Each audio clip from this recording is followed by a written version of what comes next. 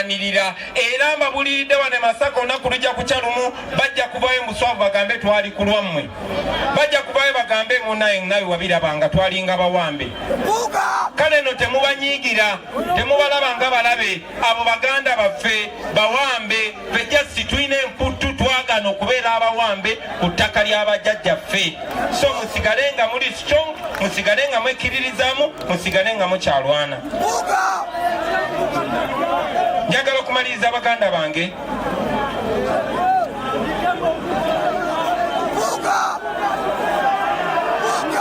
ngende maaso lindako naawe. Tubadde ebitundu ebyenjawulo bingi, tubadde Arua, tubadde Erango, tubadde Ankole, tubadde Ebunyolo, tubadde Karamoja, tubadde Mwacholi, tubadde Bugisu, tubadde Busoga, tubadde Bukedi, tubadde buli wamu, ne buli we tutuuka abantu bagamba ekimala kimala. So njagala okubajjukizamu abantu b'e Buganda, ebimu ku bye baŋŋamba bagamba Abaganda mwe mwaleeta Museveni ate nga kituufu. Ate ne bannangira ekirala bagamba Abaganda mwe musinze okulemezako Museveni ate nga batuufu, kubanga nali Arua ne bagamba gwe tukuwagira nnyo, tukwagala nnyo, naye lwaki buli muntu alwanyisa struggle eno abeera we wammwe? Baganda bange temuggwamu maanyi. Ako ke kakodyo n'abazungu ke bakozesa nga bajja okuwama ensi yaffe mu myaka gy'olukumu-8. Balondamu omu ku mmwe afaanana nga mmwe ne bamukozesa. Njagala okubasaba mmwe abasigadde muli bangi nnyo, toyinza kukkiriza omu. Wadde bajjajjaffe bagamba mulya mamba ab'omu n'avumaganya ekika kyonna, naye ffe ku mulembe gwa Mutebi guno gw'abavubuka tugamba nti abangi basobola okusangulawo ekibi ky'omuntu omu. So ffe tuli bangi, tulina obuvunaanyizibwa n'obusobozi okusiga ekifaananyi eky'abavubuka Abaganda ab'omulembe Omutebi, ne twemirira ku mulamu ogwo gwe tukkiririzaamu, ne batuwa ekitiibwa e Busoga, ne batuwa ekitiibwa e Erango, ne batuwa ekitiibwa Nkole, ne batuwa n'ebitiibwa ewalala wonna wonna. Abantu tebambakkirizanga okusiga ekifaananyi ekibi. It is exactly 2 months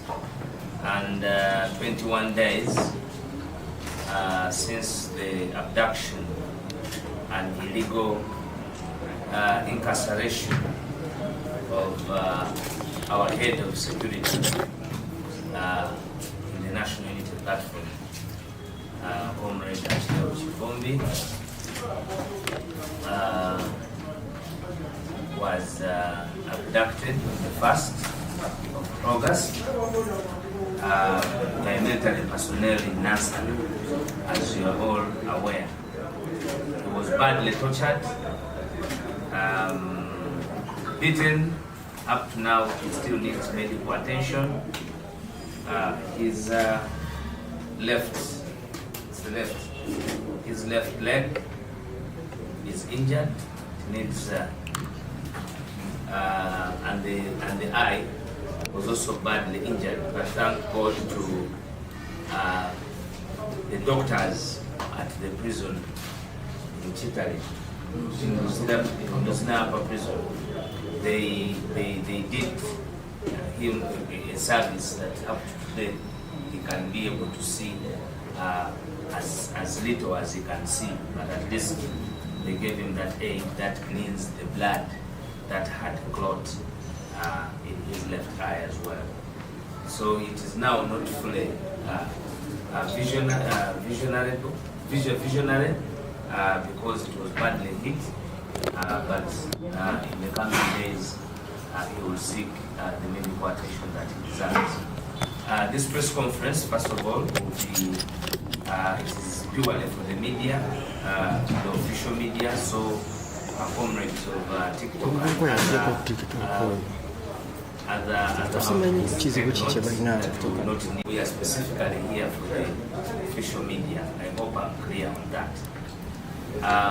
So I will give you Achileo Kivumbi, who will speak to you, and also to the media. He will not and we want to give him the private and medical attention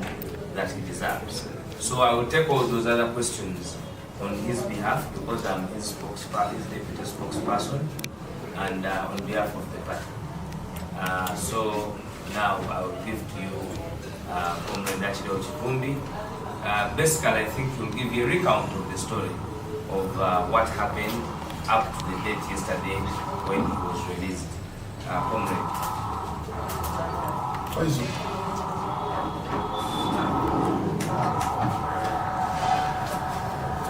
Sanso Brava, amawulire gonna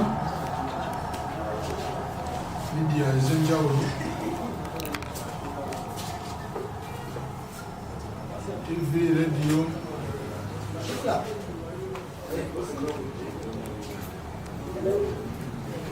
buli omu asobodde okubeerawo. Sooka okutwala okwebazaako wange ndowooza eri buli muntu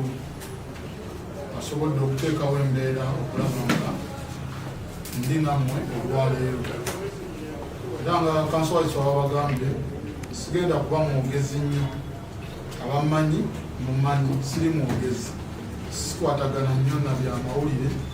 lw'ekibiina kirina bakyogerera. Era mujja kunsonyiwa bakedde okuba amasimu sibadde na simu kugambye naye nina ode ntwala era gye biva. Nze nyongera okwebaza bwebaza bannayuganda bonna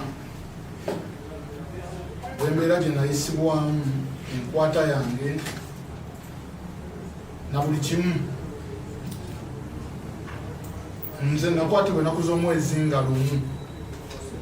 mu mwezi gwali gwa 8. Nawambibwa, tekwali nakunkwata, nawambibwa.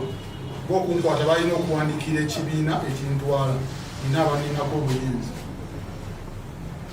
Naye nawambibwa ennaku z'omwezi nga lumu, omwezi ogw'omunaana, Nansana East B, nga nva mu paakingi okupaakinga ngenda ewange.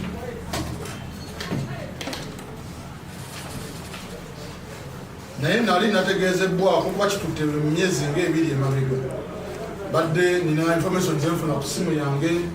wegendereze ebintiisatiisa nga bingi, naye saabigenderako nensigala nga nkola kye nina okukola. Naye nenjija nenyonyolera bakama bange bakimanyako noonyezebwa, naye nga nabo beebuuza ki ekinnoonyesa, nange saakitegeera. Mukwekamu olumu tugamba weepimamu, okwepima kumenya. Era babadde nange nabagamba ekijja kyekinajja, netutemaga emyezi ndowooza ng'ena nga nnoonyezebwa naye seekwekako, naye nga nabo tebalaba nsonga kyenkwasa. Naye ku olwo ndowooza baali bagirina gye batannangamba paka olwaleero. Nava wano nengenda okuziika, nva okuziika nengenda ku parking emmotoka bwe yali esigadde, nenvaayo nenzira ewaka. Olumu ndwawo okutuuka mu ewaka, naye ku olwo nayanguwa nzire awaka kusawa nga 2:30. Nva mu parking mbaako wenyimiridde omuvubuka ngamba ba bodaboda bazze wano wa boda, naye yatubuuzizza gy'obeera, kwekukubira essimu tukubuuze tumugambe awuno yogera naye wanze gyensula ndi mutuuze mulungi. Era bamanyi byenkola tibababuulira wawembeera, naye bantu batwala obuvunaanyizibwa ne bankubira nga nkyalina wano ku ofiisi emisana. Naye nze nendowooza era namugambe ekintu kimu, bagambe tebanfunye olwaleero babale n'olwenkya, naye kuolwo balemezaamu.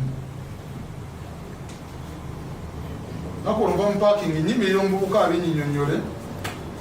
ntudde we nti kabalaza webakolera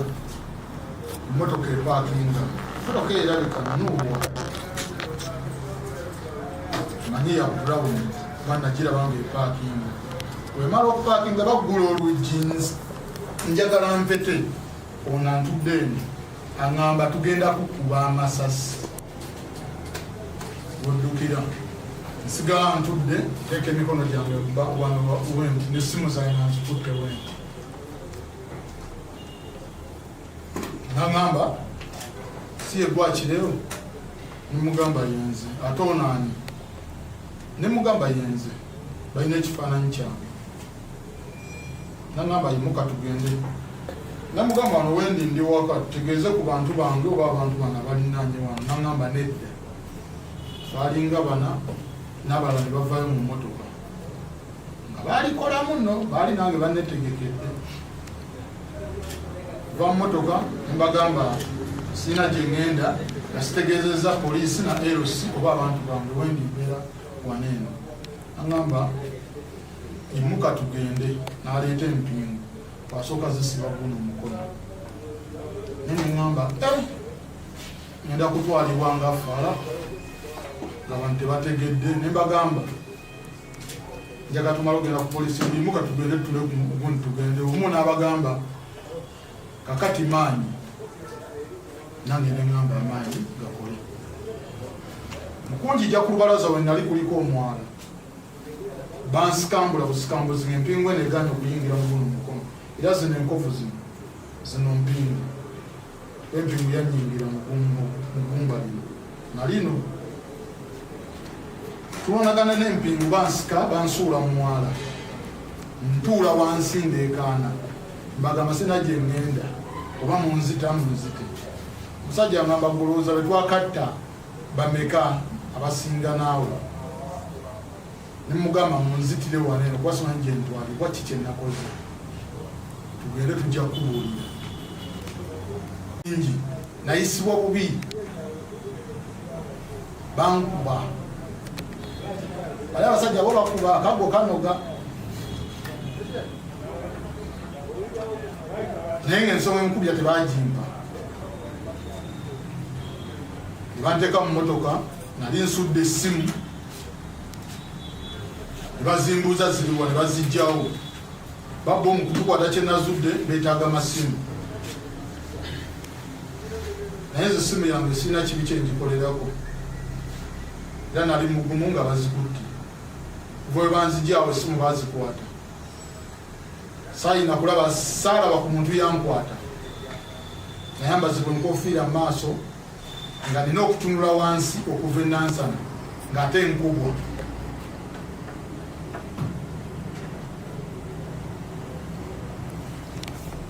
omu n'agamba banne mumuleke agonzi omu kwe kumbuuza mumugenda fuga baani neŋŋamba firimu yazeeyo edda gyengisuubirayo eyo neŋŋamba kale ebigambo byali bingi boogera ebigambo ebiruma balina obusungu bungi abantu abatukwata biba bingi ebinafuya pulezidenti waffe ebiraga ebitali bisanyufu ng'ebimu ebiraba biva oli ng'alina entobo obusungu okuva ku ggwanga lye bamuwa omwaka gumu n'agamba n'omwaka mungi gwe twamuwa gwalina mwezi naye ndowooza omwezi gwe bamuwa gwayita n'abafuukira ekizibu kati ffe tusasulira ebyo ne bandeeta asambanya owawe natuusibwa naye emmotoka yavugwanga we banyola eno n'abaali bagoberera oliko oba waboda oba yagoberera naye katonda wakisa waboda ndoza yagivaako naye baali batayiminze kwetooloola oba lawundi yaawe gyesamanya bamukwate alina okuba yali muntu omu n'abagoberera bamukwate waboda ndoza katonda n'amubeereramu n'agijjayo olwo n'agenda banvuga natuusibwa awantu wesaasooka kumanya baokumanyawo era nakyo kikukubya ntuusibwawo saawa ndozanga sinza kujjukiza saawa bembeera eyo yali nzibu okubibbwanjika omusayi mu maaso awo okugonda nyingira emmotoka oli yankuba ekigala kyemunduwa era nakati nafunye obulwadde bw'omutwe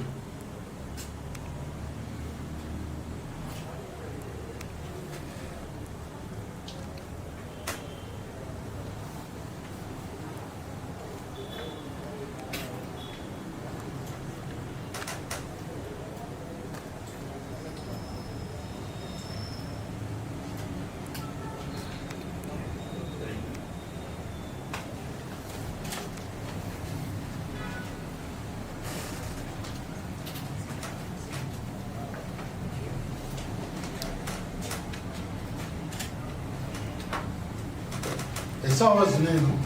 okugulu ekinywa kyazimba kiriwo ekiti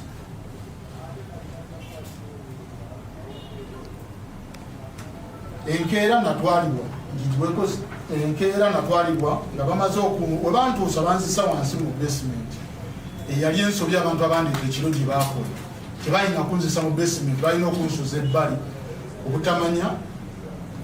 bintu biriwo naye ku makya nga ndi wansi eyo musajja yajja nga nze manyi omusayi guva mu mutwe nga guva mu liiso nagamba gwe yimuka gusimule omusayi gwo abasibe gye tuli wansi eyo kati ngenda okuwulira nga ndi mu kiyigo naaba omusajja agamba omusajja oyo wa Bobi Wine binamukanga toyogera naye omuwodi gyobeera bakulembeze bekomera wansi naye omusajja naŋŋamba omanyi wooli ne mugamba simanyiiwo naŋŋamba oli kuseemwayi naŋŋamba nze naliwo ebbombo nakwatibwa oba yaliwo NRM nakyuka wagire niyobbi webbombo ebitundu yabiŋŋamba awo kuba ebintu ebitukolebwa bikujjako n'ebimu abangi bantuma eryo ekkomera lijjudde abasiraamu mu nsi eyo lijjudde abantu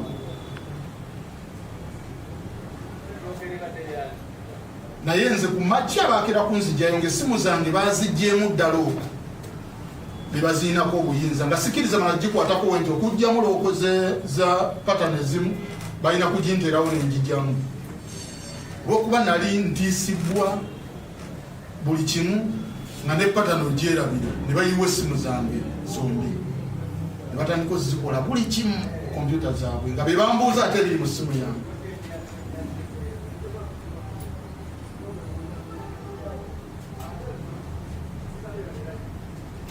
tisibwa kwali kungi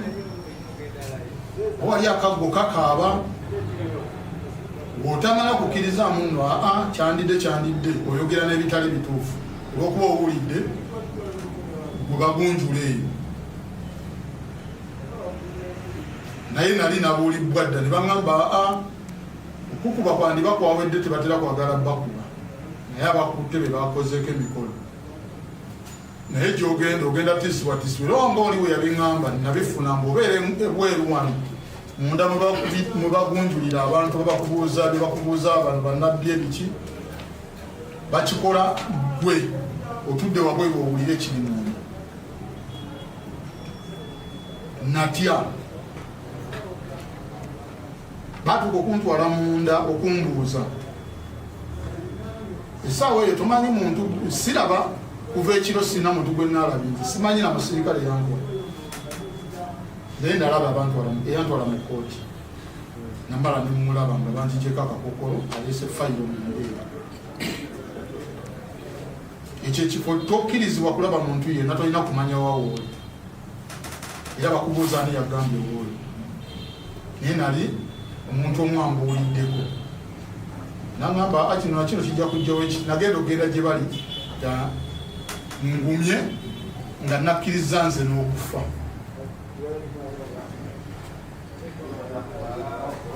bambuuza ebigambo bino wammanga ate nga bye babuuza abantu abasinga nsasulwa ntya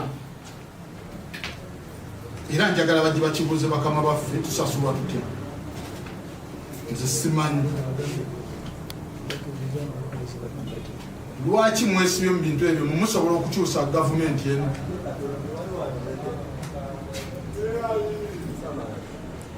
fe bakulaga obukyamu bwa pulezidenti nga wabakozesa obukyayi bwe bamuyinako bw'amaanyi nze nali mu t-shirt eriko kyagulanyi ekiro nga nakatuuka nafunirawo siraapu kuba basooka kukuba kifaananyi bakiwereze bakama baabo nga ntonya omusaayi oba banamazima bakibalage nga ntonya omusaayi mu liiso nga liguva mu liiso nakubwa siraapu bwa saati awo buli omu akola kyayagala batolaba muntu wali awo nalaba banjijjako nebankuba ekifaananyi nenzira mu edigiya bakyambala biina n'ennanga naye saati busaati ng'enyiiza omusirikale ow'eggwanga.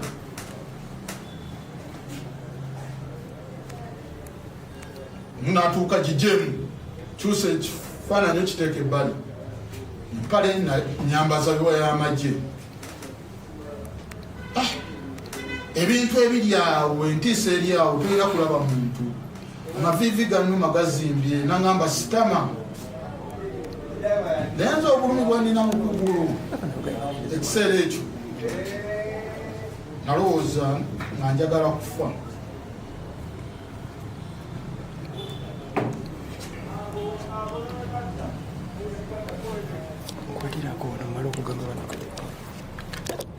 Ebintu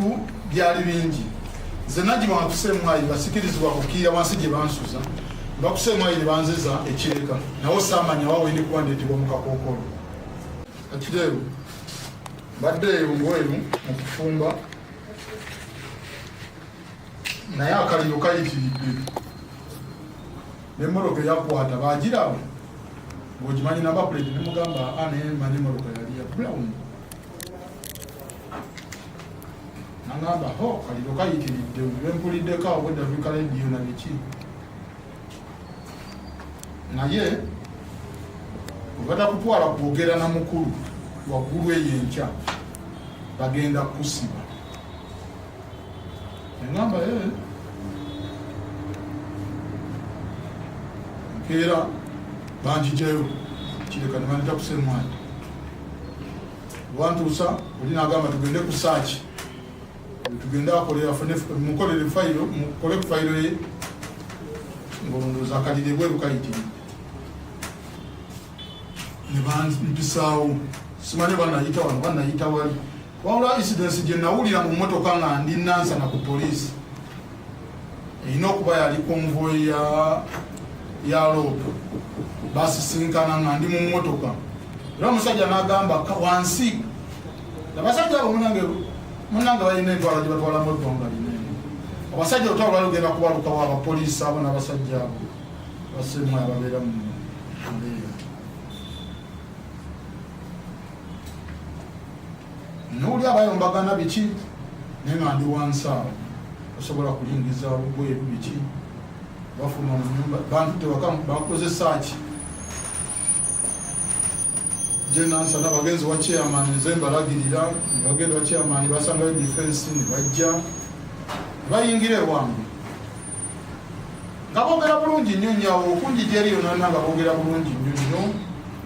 ali bagakunira mugundi saati etali yange nagamba yambale saati ye mpale nagira mu yamagye embagamba mumpe empale yange jenne nansula ndi mu kikomera kitiisa abantu abandawo yatwalibwamu omukozi w'ennimi toli kali mukozi wa bibi mumuwe bubi engatozi banaali ntambulidde mu bigere mumuwe ebisando byayambala wandeete waka bateeka entiisa y'amaanyi gyensula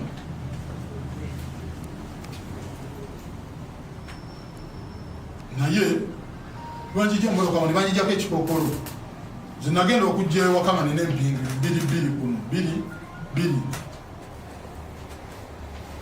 ne bayingira ewange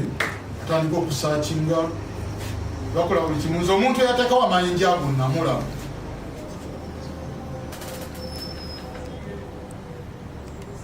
ne neiba wange yamulaba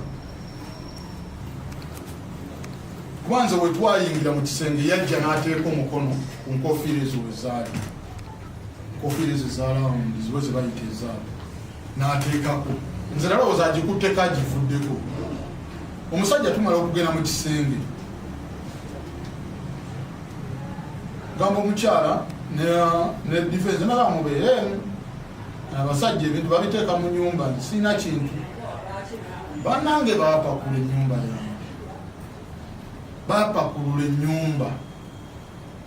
ng'abalina kyebanoonya kyebaali bateresa ne bava mu kisenge ne bajja mu kisenge ky'abaana kisenge ky'abaana olwali okuva mu kisenge kyange nga bwonoofuluma wane nowooti omukono gwe gwatuukira we yatadde kantu naye ng'omusajja neiba ayogedde n'agamba tatanamusa abantu abalina kibataddeawo eyali asaakinga nga mbatuga muli bbali nabantu baninaani omusajja yakwatibwawo ne banjijjako empingu emu ne bagimwambaza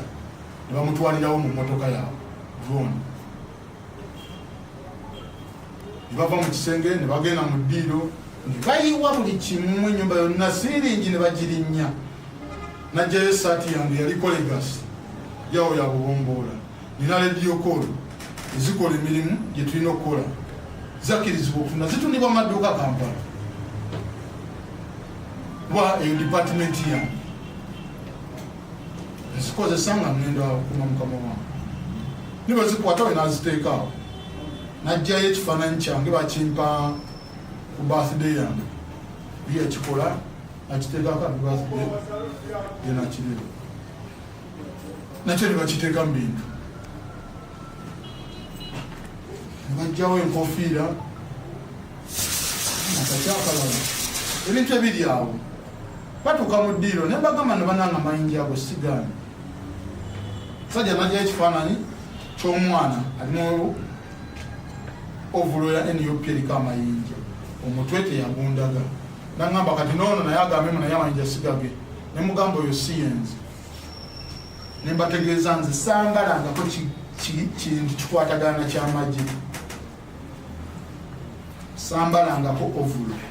nze newogenda mu bifaananyi byange byonna nze mbadde nsinga okuwulira abaana abo bagamba mutye amayinja ku uniform naye nakyejusiza ne ŋŋamba senga nagambala amayinja gange negankwasiza ddala nangamba kuba bagansibiyeko kyalo kyalinga mukyala wange baneiba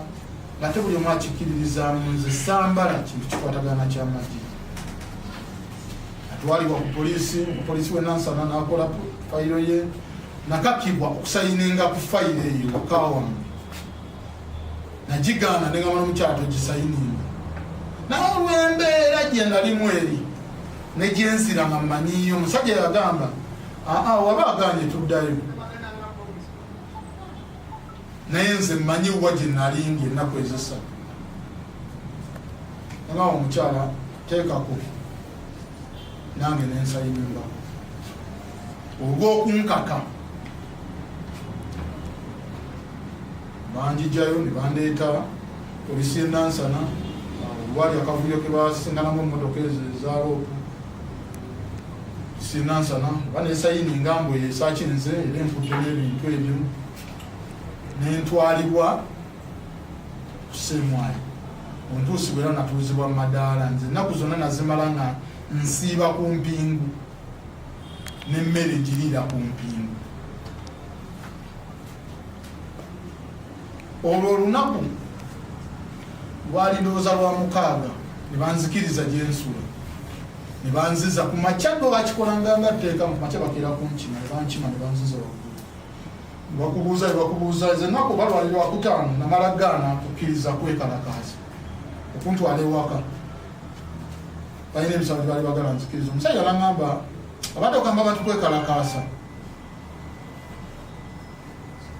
ne mugamba sikirowoozanga nako okulagira abantu kubeera si gwe mulimu gwange omulimu gwange gwakukuma pulezidenti wawe nagamba toddamu n'okyogera pulezidenti wawe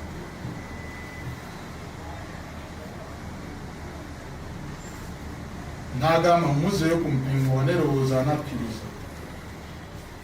kyakwekeera kwe kuntwala okusaaki ne banziza banzikiriza gyensula era abasibe nga abasibe babeeramu abasibe beewa amagezi abasibe agamu gawabula agamu gatomeza nagamba enkyawe banakuyita ku sande nogenda olaba omukulu bayinza okukuta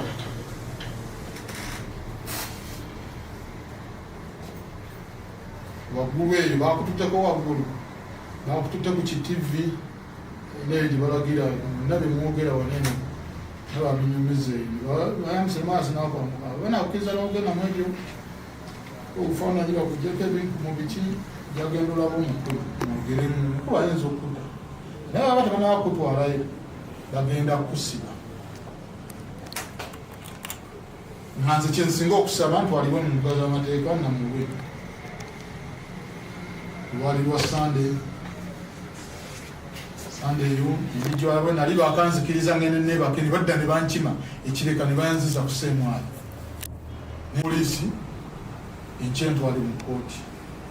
banzikiriza wanseyo njijeyo engoye zange omusipi n'ebisandu bambuuza bye nalina n'empale yange baali bagiina alina direka nali nagireka wansi eyo musemwayo nsanga omuvubuka wange yagikunyamu bagimpa nga bisibisi banzijayo balina kalungu akasangamu amanya ga Bobi Yanga abasibisibe Bobi Yanga ateekamu ne bafogeti Bobi Yanga biki kalimu toyi kalimu kisinki kalimu n'akafaliso naye mubaamu amazzi wogenda okerera ku makya mufaliso gwolumu kuba kunywedde amazzi engeri buvaamu kusawa ndoza nga 9:8 kireewo nawulira ng'ensi ekomye gye ŋŋenda neneetamwa buli kimu nga nina okwebakaawo kuliko ekyuma weekiti kyekiyingiramu empingu nga ndi munda we bansibidde mu seemwana naye ng'ate ndi ku mpingu nze gino emikono gyange gigenze gitererera mu kkomera nze mbadde n'empingu kuneno kunna nga zaasala olwokuba kyali kyafuka kyakulya kyange kya buli lunaku mpingu eyo gye nasulako yantokyalinga obulamu bwange neneekyawa nze bandeetera emmere yasulawo ku sowaani wemmere nga ninagirira wendi mwe muli toyi nina kutuula ku toyi nga ntudde ndye oba okwebakaawo wansi nenebaka ku mpingu wendi omukono gunywe guti nobanyuma nnyo nempipe musirikale nemugamba fande ngenda kwebaka ntyanga omukono guno guli waggulu yansumulula wansumulula ate yanziza ku mikono ebiri kino mbawanga kigezo gende ewuwo weesibe omuguwa ku mikono ebiri webake mbuliri bwo neweziba inchi 6 nga wagwazeeko genda weesibe woti webake mbuliri paka ku makya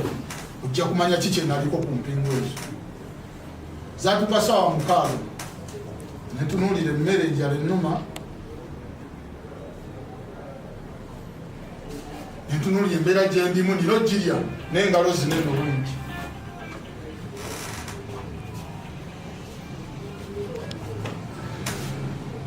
nenoonya mundi omu mbafunamu ekintu ekyakisobola okwesala natandika natakula gino emisuwa kuba guno musuwa guyiwa omusaayi naye tegwaleeta gwenjagala nenetakula buli bwe bankuba guno omutwe ogulaba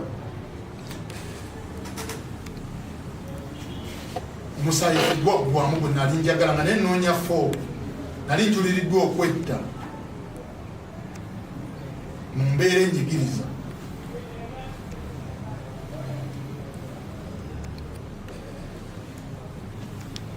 naye loza Mukama Katonda yali nange banze ndi mukkiriza era abajjukira mumanyi nze bantuza sapule nze sapule yali enzise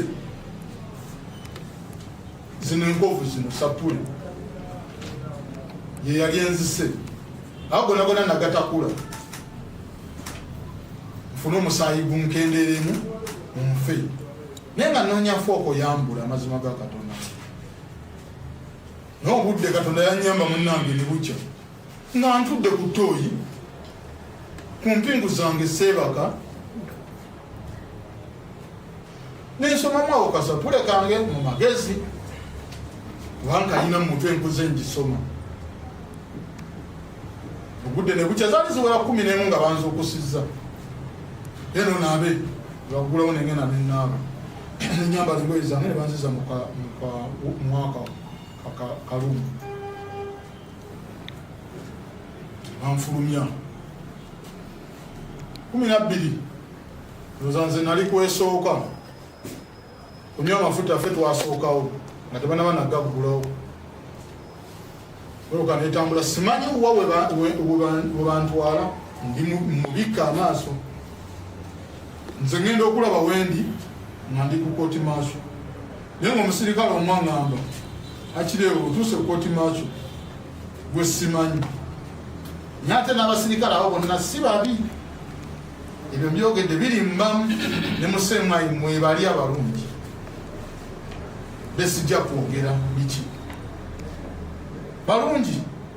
abamu ate abamu si balungi balina obusungu bwabwe naye nabuuza omusirikale yandeeta nemubuuza afande nundese mu kooti y'amagye nakoze eki ojja kulaba era bwe nalabira ndeese bali bagala kumpisa manju ne babagamba omusire muzeeyo muyise mu maaso okundeeta mu maaso ne banjijjako ekikofiira era nagira weyo enkofiira eyokya ebuguma n'otuuyanga n'ofulumya buli wamu amazzi enkofiira eyo byebino byedisho byetwambala waneeni bakikwambaza nekijja paka wano bakuyamba bakireeta paka wano ate omala okyambala olina kubeerawo oti birina n'ennamba basibe babiŋŋamba omu wayambadde ennamba ki ate bakuwadde etta mulimu etta eyo oli teyawona biki abafi ebeera nyingi n'abasibe abamu gye bali gye bakuteekamu gye bakubuulira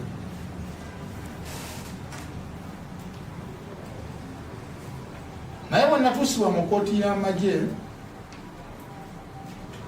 nga mmaze okuyingizibwa omuseero nagamba Mukama Katonda weebale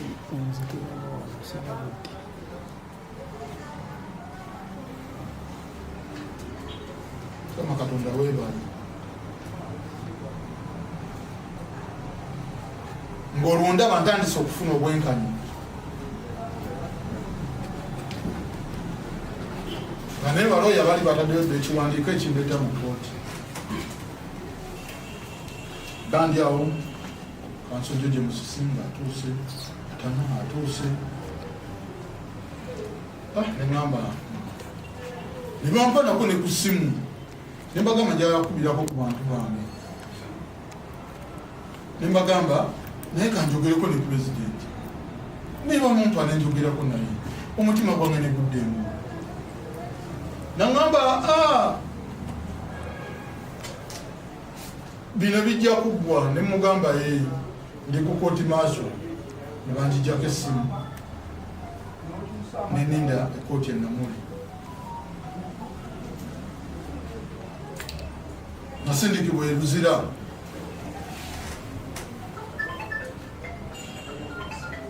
naye ng'omutima gwange guŋŋamba nyambibbwa kaŋŋende eyo nasobola okulaba abantu bange era ku kooti awo nalaba abantu bange tuuka eruzira ndoza yali ssaawa ng'emu ngenda okuwulira obudde bwa NTV amawulire lyeno bweru nga bagasoma nasanga deputy osi banze bansindika kitalya neŋŋamba tukanso George Musisi kitalya ali wala ndi mulwadde nze nakuwa manya ni BSAU erina ebifaananyi ebituufu ebyo balage nze guneno omukono zino engalo zaali munda zino zonna zaali munda nga zino nze nina engalo nga zikoma wano olw'obuzimbu bw'omukono ginene eriiso okugulu omugongo nobati yajja eruzira nabalagawo nali nfaanana omugongo bankuba akagu ekanuba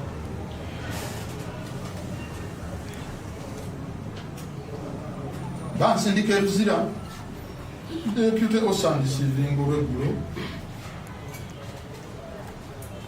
komera basaba sayizi okusitana ngono wasitamya saasala sayizi nemugamba amagulu gannuma deputy osiwekomera naye nga naye ndowooza akiraba bulumi bwenina abulaba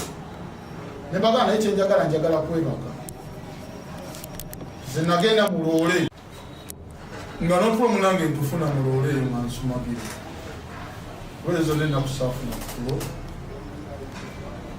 naye mugenda okundwala Luzira nafuna okulo kubanga ndaba ntandise okufuna obwenkanya Luzira debite osinandisivinga wantwala Luzira teringa kitale twatuka ekitale osobola osula mu ngoye ezo nkera ne bakola uniform Luzira ireringa ndoza ye apa yenda n'amateeka gaayo saawa eyo bantwaliyo nenfuna uniform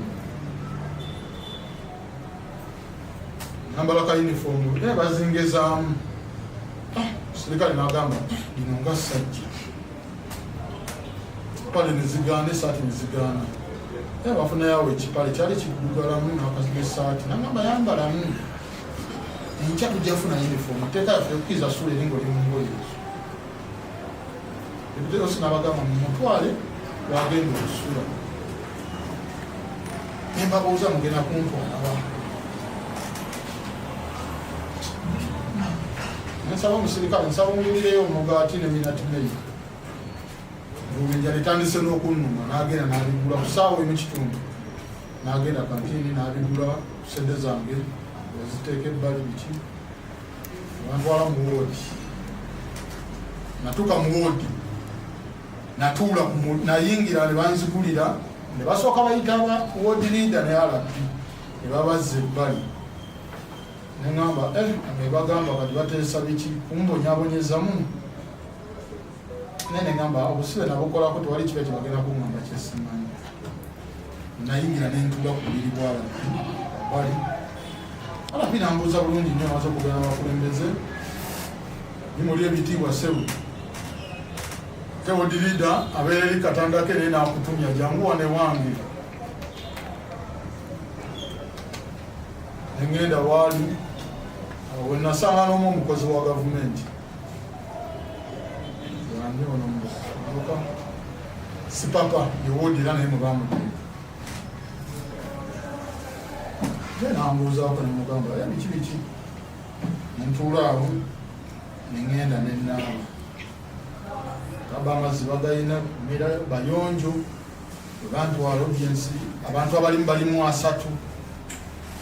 bantwala mu gundi VIP yayo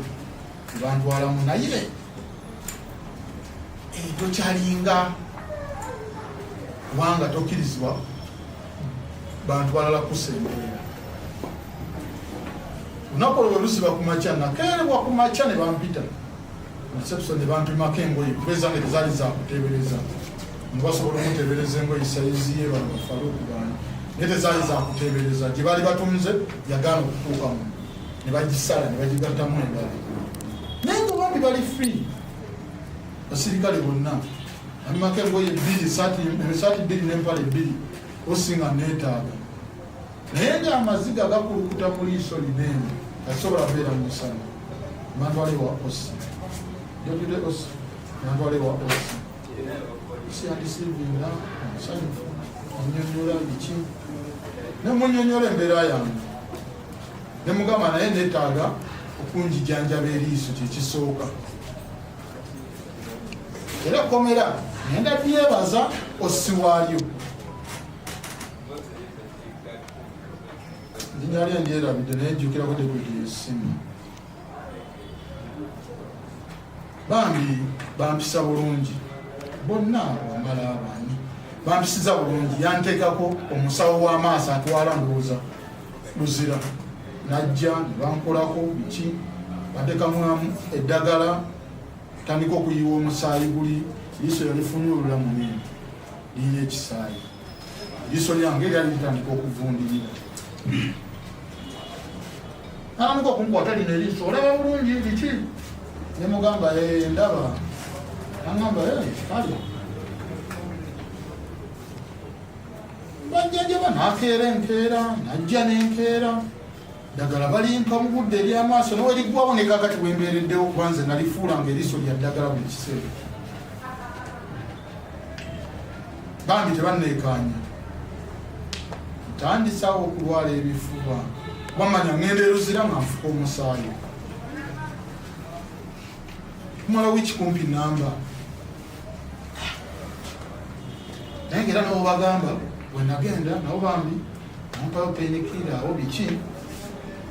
eŋamba nenfuka ndi wa painkiller iliso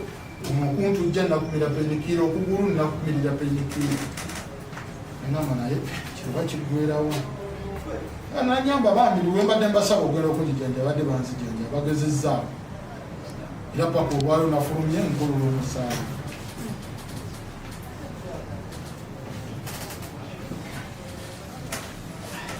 naye eyo embeera entonotono gyensobola obabulirako nafunye okuwulirizibwa mu kooti y'amagye era ne bawuliriza okusaba kwange ne bampa beyiri tanzikiriza kuyita Kampala na Wakiso nensalawo mundira amateeka ga kooti w'emisango galaga obujulizi gyebuli era nali ntandise okuwuliza batandika baloya wangulu mbadde ntandise okulaba abajulizi naye abasooka tebajja era nebaza ekooti y'amagye nange erudda n'abagitwala n'abalala babalamule bwe batyo baleme okakibwa okukola obusibe bwe batamanyi tetulina musango ffe tusibwa ku nsonga z'ebyobufuzi ez'okuwagira kyali waffe kwanze pulezidenti wange kyali wange nze nali kanyama bwe mu kuyimba nente byekiyaayi siri mubbi era eggwanga ndigamba bansiba lwa byabufuzi sambalangako bintu by'amagye era sibiina ne bannanga benalese mu kkomera bawumalumagala basenyonga gye bali abasibe bangi basibwako emisango nawe bemwala be bakkiriza emisango bambi si kyeyagalire bakakibwa obusibe bubadde bungi ne balimbibwa bateeka mumawanda mu makomera amawanda yalimba abaana abo basaanya fulufiga ekitali abadde bayingira nga bwe baagala bajja okulaba abantu baabwe bino beekamanga bandaba bannange tetulina musango mutulanga gwa bwereere zera okusaba kwange kugenda genda eri gavumenti bajjewo opposition okuvuganya kuveewo baffe ekitusibiza mu makomera n'okulumya abaana baffe byabufuzi ate ffe okuwagira endowooza yaffe nze nyimira ku ndowooza yange yenzibya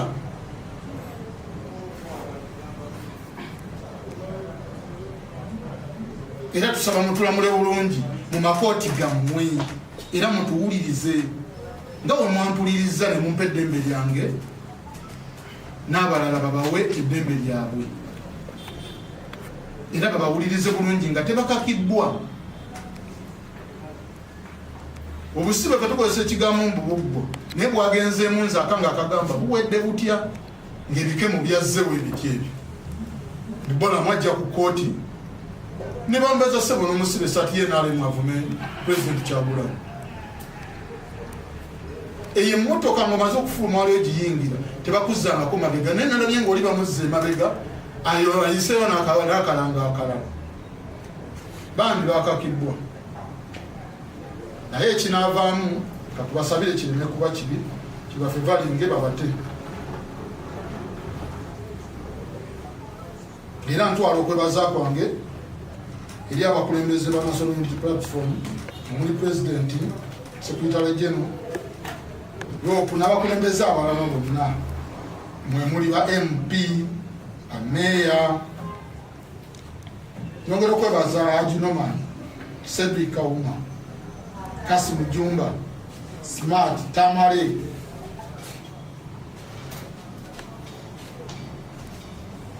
n'abalala nyongera okwebaza media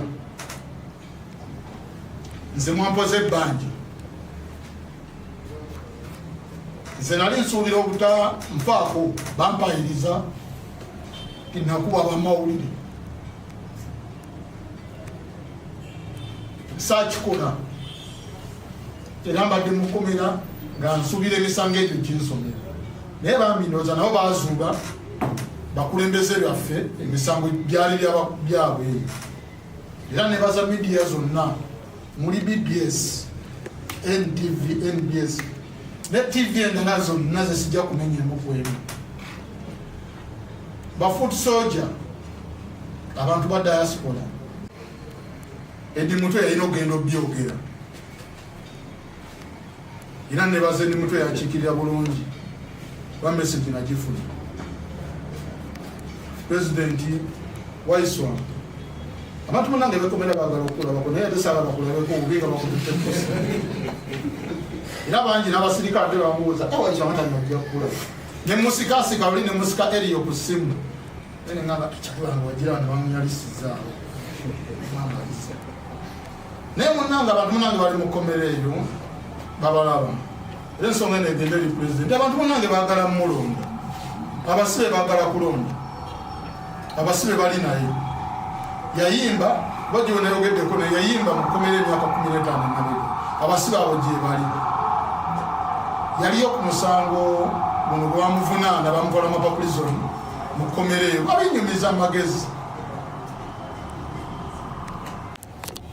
omwana nsanze birabe waka yali wadde mama wabizi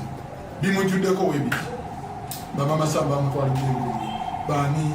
ono biga yatumayo abantu banange mwandaze era nze nyongera okwebaza famire ya NUP mwenna bebaza tumuna twafuna enganda endala wenganda ezaffe ezimu zisobola obavaamu era nze njagala kwebaza famire yange Waiswa nagimanyiko naye munnange tebannesamba fe abaana bali abantu abo tebabakyalira nze baganda bange nina n'abafaaza babiri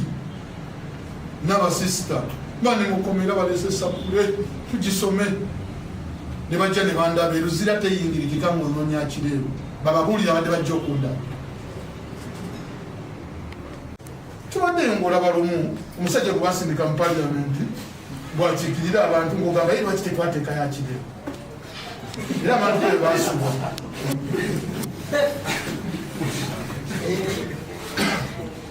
ng'olesa olutalo lwo olulwana ne Jowero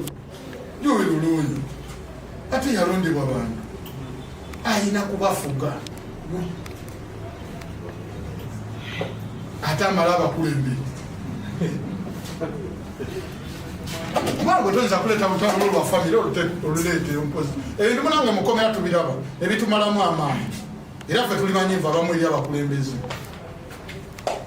watu basuubira ogenda mu ekyo ekiyumba kyammwe mwafuula kidisiko nze nkiyita kidisiko mwogere ebintu ebiyamba eggwanga abaana bali mumakomera tebagenda mu makooti abaana bali mu makomera balamulwa mu kooti z'amagye tetuli bamagye CID gye bali tebagenda mu makooti omuntu ali ku limandi emyaka 9 yetubasuubira okwogera mu paliamenti nze nja kwolumirirwa bakomera kuba nze gye mpangalira kati obulamu bwange bwebantambulizaamu mulowooze ku bantu abo mulowooza mmwe abakulembeze okugenda ofuna ebifo bye mwagala tugenda mu kalulu nga ffe tuli mu makomera bakyali baffe bali mu makomera awo kabeera kalulu kaddala byetubasuubira ogenda okutereeza mu paliamenti si byagenda mbu ate nali mulamukwe tulondera leaders of opposition olwokuba mulwanira omugatibwa babakozesa mugende muteeseze abantu ebibaluma abantu bali makomera bavunze babamenya sekyo nalabe ku muntu gwe baleta ku CID bamumenya lino eggumba lino. My brother, being strong and being able to give us that audio. Sometimes we run short of words to describe these moments. But as you have all seen, you have all heard, the pain, the story. I don't think I can add anything. But I can tell the people behind these heinous crimes, these illegalities,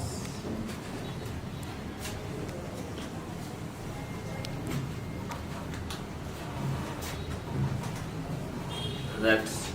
you may break our bodies, you may injure our mind and soul, but you will not shake the spirit of this revolution.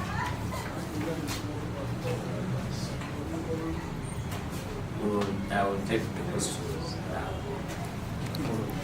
Mani mwangala naye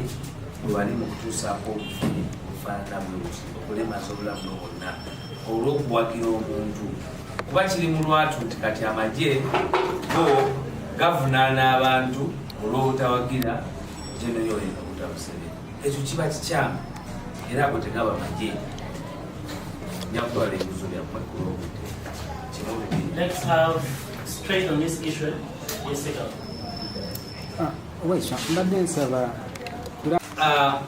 Comrade Achileo here, his story is very clear. He was abducted on the 1st of August. He drove from the offices here and descended to his home where he has been staying for some good time in Nansana. And earlier in the day, he had been called by one of the workers at a washing bay near his home at a parking lot. And he was informed that there were people on the border that were looking for where he was domiciled in Nansana. He did not speak to them, but he told those people to tell them that they will try to get him another day. For the last 4 months, the party has been receiving intelligence about Achileo, just like we receive intelligence about many of ourselves on the different criminalities that the state is orchestrating upon us. So we had intelligence that there was something criminal that was going to happen to Achileo. We had shared the notes, just like we know about Motive Kasaga and others. And on that fateful day, at around 8:30, as he was at that parking lot seated, he suspects that it was a Noah, brown in color, with men who descended on him, asked him whether he was the one, identified him with a photograph on the phone, and he complied. He later asked them that it would be important if he stays nearby, they should go, and he reports to his family that actually he had been picked by security personnel. After all, that is the protocol. The protocol of arrest is that you must be first given an opportunity to communicate with either your legal person or your family member. Or in places of where an arrest is being carried out outside the mandate of the police in the jurisdiction of where you stay, the persons arresting, the arresting officers, must come with members of the police force of that station and with clearance up to the chairman. But this was not the case. His plea to inform his people was answered by beatings, by torture, human torture, and he was hit, he was gun battered on his left eye, leaving it in a very, very, very painful but also a very sorry state. He was handcuffed brutally as well, because you know when they are handcuffing, there is a system when they make it tighter. Once they make it tighter, it is extremely, very, very, very painful. It is one of the forms of torture, actually. Arresting a suspect and then taking them through that type of torture is done by such members of the military force. He was, they had socked him, he was put into a head sock, drove around town as he was being beaten, badly beaten. By the time he reached where he was being dumped, he did not know where he was being dumped, but he was, they had identified a head sock. And these head socks, according to him, they are not new. These are head socks that have numbers. different prisoners have put on the same head socks. And there are those that have been classified that if you are supposed to put on number 3, number 4, that one is for people who will die automatically because of probably the chemicals, the extraordinary sophisticated murdering styles that they have embedded in those masks. He was, all those days, he has been on handcuffs. He has been putting on a head sock. They had put that head sock on his face. It is very, it is hot. It creates a lot of heat to the face. Remember, the eye was sick. He was subjected to no light, no vision of anybody for the 3 years, for the 3 days that he spent at the CMI.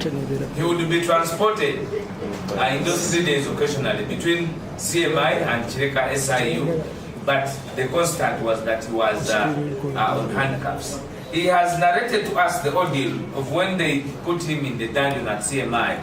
and he was sleeping in a small room, self-contained, which had the toilet there. I think that is what I'm now calling self-contained, but it could be soaked with water by morning. And it had a pole where he was handcuffed in a movie style and told to sleep.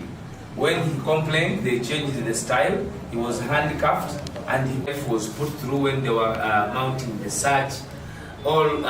gave them reason, him and the wife, to sign. After all, the world knew that whatever they were doing was an illegality, especially the state. So in his judgment, he thought that to live another day of life, he would rather condescend with the ambiguity of whatever they had come up with, but then later he would be exonerated by reality and the truth, and of course by the push of the power of the people. He was taken to court, the court-martial, where he found a sigh of relief. For all those days, it was very hard for him to sleep. But after he was taken to the court-martial, he found sleep on headway to prison, on that lorry that takes prisoners. You can imagine when you can finally find sleep on a lorry as it is descending to another jail, but you are finding relief because you can see, you can communicate to people, you are not on handcuffs, amongst others. And then the story of him coming to court, being brought to the court-martial, later on getting bailed yesterday and being released. We want to thank our legal team. He thanks the legal team. He thanks the entire National Unity Platform family, our members of the diaspora who have not gave up on him. A number of people in the country were putting on t-shirts inscribed with Achileo. We want to thank you. We want to thank our parents. That is why even the life of his other family members is important to him. He did not bury his father. I think he even lost an auntie a few days ago. He did not bury. And with our age, we are responsible people in our families. We must be available to many of these sad and happy occasions. He is very grateful to the media, and I want also, as the deputy spokesperson, to thank you members of the media. We are very, very, very, very, very extremely humbled by your zealousness, by your continued support of our collective. It is not easy to report about these heinous crimes. It is, you know, the propaganda. The day they were arresting Achileo, and people were saying, you know, we earn. Now, how do I earn from the arrest of my brother? The absurdity of those who connote the same is that they do not know us. They don't know how we relate with each other. We know our families. We know ourselves. We are a family. We are happy and sad together. And then an idiot wakes up in the morning, sometimes even on national TV, after probably eating or not eating food, and tells the world that those people are benefiting from their colleagues being under incarceration. You look at such a muddle-headed person and you wonder where you can assist him from that type of backward, archaic, and buffoonery thinking, where you wake up and assume that a colleague can be in prison and we are excited about it to earn a living. We are not paupers, and that should come to the mind of those pauper-minded people who speak this, that everything is about earning. We are not paupers. If we are paupers, we would not be in this revolution. In fact, the paupers have found their price. The price now of Achileo is being incarcerated, is being abducted. They cannot even give him a decent arrest if he has an offense. They will come and abduct him with a lot of fear and terror. Now, when you get to those that want to shed that propaganda that will benefit from our brothers, our colleagues,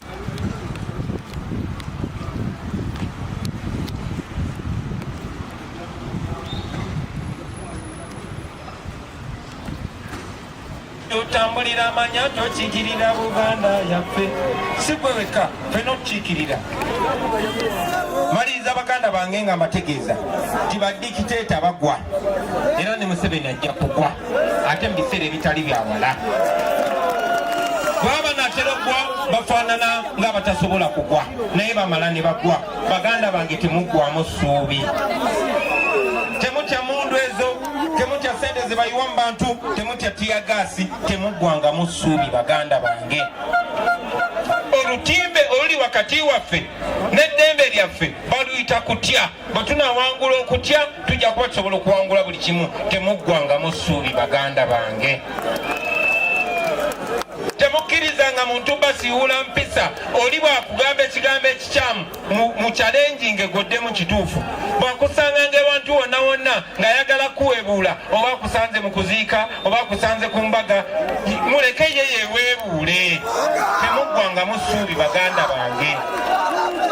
Temuyina buyinza ku bantu bye basobola kuboogerako, naye muyina obuyinza ku ngeri gye musobola okuddamu. Temuggwangamu ssuubi baganda bange. Bagenda kola bingi, bagenda basiba, bagenda batiisatiisa, naye temuggwangamu ssuubi. Bino mbibagamba buli nnaku. Abeewaffe tebaagala mbyogereko kubanga babagamba eyo nayo tutiisa, naye mbagamba nti nze ono omusajja agezezzaako ebintu bingi ku bulamu bwange, so simanyi bbanga ki lyendiwo. Naye temukkirizanga Museveni oba wendi oba siriwo, temumukkirizanga bafutubbalako. Ate temukkirizanga abo abantu bonna bonna bakozesa okubawudiisa mubatunuulire. Temutyanga omuntu yenna, oba temutidde Museveni ayina emmundu emitwalo n'emitwalo. Temutyanga omuntu yenna baganda bange. Ne bwaba wakitiibwa atya mumuwanga ekitiibwa, naye ne mumubuuza ebibuuzo ebikulu ne mugamba ate ffe nga tulaba kino kyekituufu, kino kikyamu. Temukkirizanga muntu balowooleza, mwerowolezenga baganda bange, temuggwangamu ssuubi. Njagala okuva waggulu nga neebaza abakulembeze baffe abategese olukuŋŋaana luno. Mwebale nnyo, mwebale.